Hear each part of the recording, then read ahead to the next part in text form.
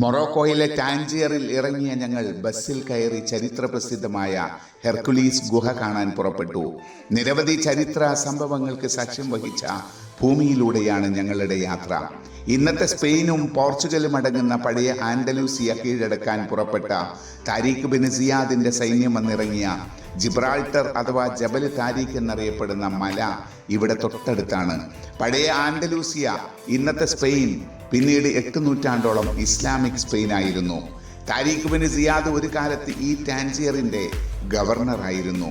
അദ്ദേഹം തൻ്റെ സൈന്യവുമായി ഇവിടെ ജബൽ താരിഖിൽ വന്നിറങ്ങിയതിനു ശേഷം തങ്ങൾ വന്ന കപ്പലുകൾക്ക് തീ കൊളുത്തി തൻ്റെ സൈന്യത്തോട് നടത്തിയ പ്രസംഗം ചരിത്ര പ്രസിദ്ധമാണ്.